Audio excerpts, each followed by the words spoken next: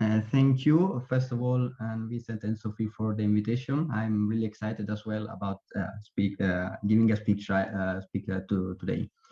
So I will present our work from the group to the individual, profiling in investigative interviewing and lying. So there is a bit of a link with the previous presentation. So profiling has been applied to different contexts. For example, offender profiling, also sexual offender profiling, geographical profiling, customer profiling, and any other profiling you can think of. So the idea which came to our mind was, why not profiling interviewees? This would be possible, for example, by using the person-centered approach.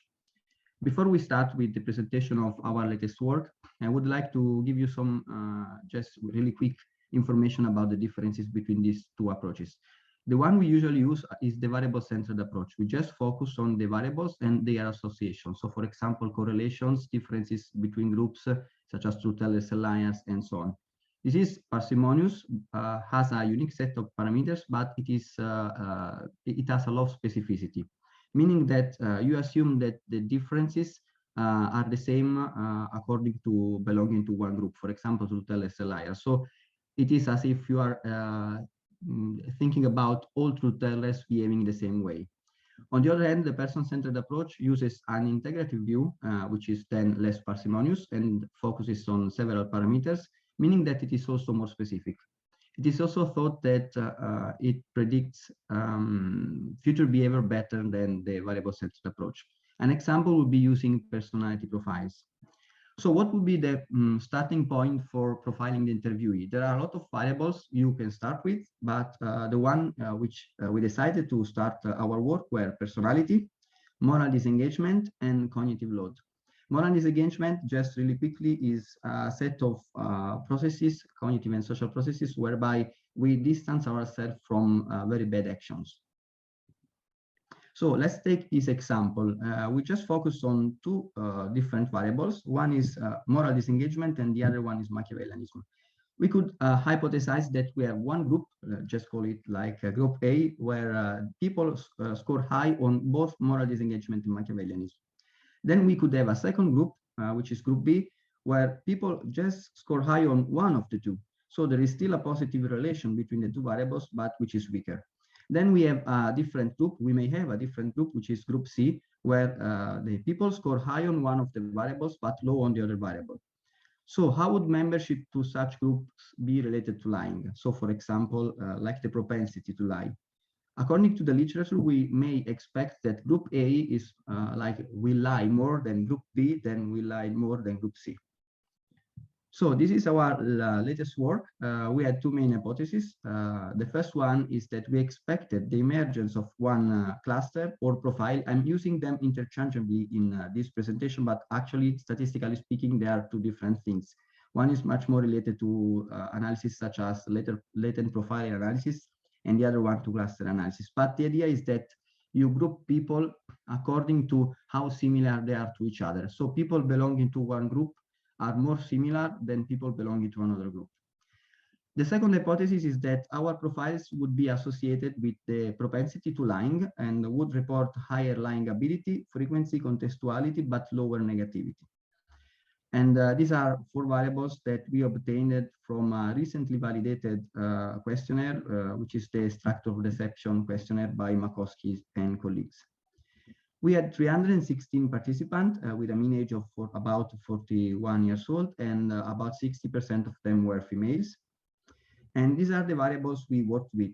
The first one was personality with the Hexaco. So we had 6 factors of personality. The second one was Machiavellianism via the Machiavellianist personality scale. The third one was moral disengagement using the moral disengagement scale. And the last one was lying behavior with the structure of deception.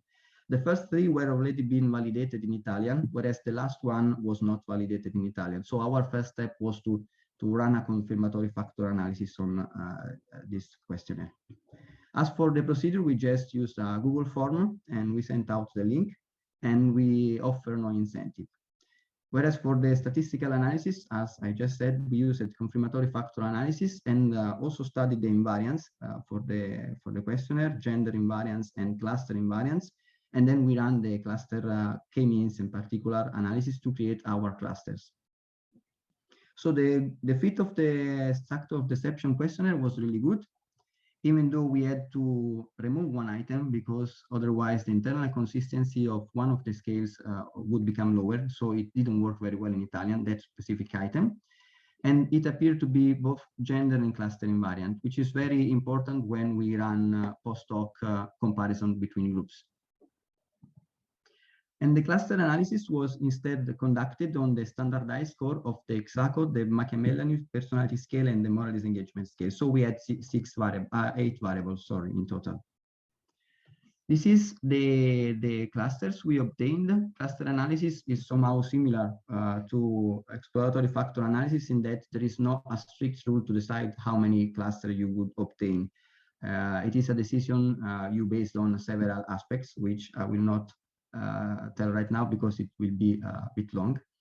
And as you can see, we obtained 4 profiles, and 0 indicates the grand mean, and whereas the variation are in zeta scores, but which can read according to Steka and colleagues as if they are coincident. So for example, if you focus on moral disengagement of the first cluster, which has a score of about 1, just a bit more than 1 zeta score, it is a strong effect. It is strongly different from the grand mean. Cluster 1 was characterized by high scores on both moral disengagement and Machiavellianism, which we would expect to be related to lying, but low scores on all personality factors, except from emotionality, which was close to the grand mean. Then if you focus on the cluster or the 4th cluster, you can see that even though the deviation from the grand mean is like smaller, it is sort of mirrored from cluster 1. So you see low moral disengagement and Machiavellianism, but high scores on the personality factors. Whereas cluster 2 and 3 were actually somehow in the between.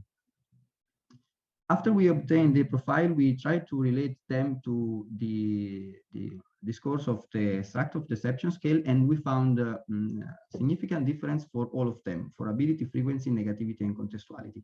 Ability is actually the perceived ability of the person to lie, how well they think they can lie. Frequency is how frequently they think they lie. Negativity is how bad they think lying is. And contextuality is something like how flexible they are in their lying. So for example, whether they change their decision and their way to lie according to the stakes, for example. Here we can see the post-hoc analysis, and I will not go too much in detail, but you can see that cluster 1 was the one who scored higher than the others on all variables other than negativity, whereby they felt that lying was less negative than the other participant. Not all differences were significant, but for example, if we focus on ability, cluster 1 and 2 did not differ themselves each other, but scored higher on ability than cluster 3 and 4. And interestingly, frequency was higher for cluster 1 than all the other clusters.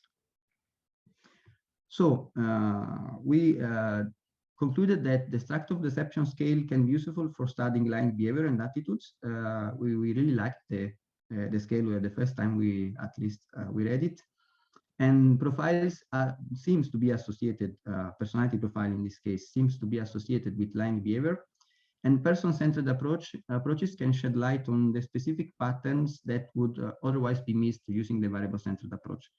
If we go back to the slide of group A, B, and C, for example, if we use the variable-centered approach, we miss the pattern of the relation of the 2 variables and how this pattern affects the results.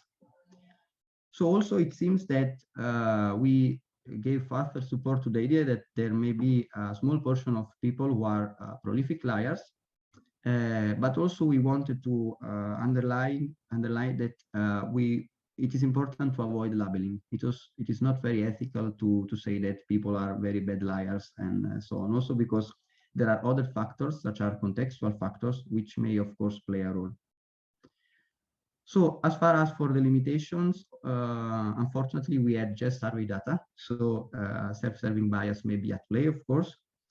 And we would need to consider more objective criteria. So for example, objective count of lies, even though this is of course very, very difficult in our topic. And also the need for longitudinal studies. This is related to the question maybe Sophie asked to Daniel previously about like the change over time and trait and state and approaches. And we need to account for context. But what are the long-term goals and potential application of interview profiling, which are actually the main driver of this idea to profile the interviewee? Once we have explored what other variables, and this will be hard work, of course, can be used to obtain profiles, and if this approach continues to receive support, because there are just a couple of work outside right now, it can be used for employee selection, for example, for undercover operatives. If we can profile people who are very good liars, it may be important for undercover operatives.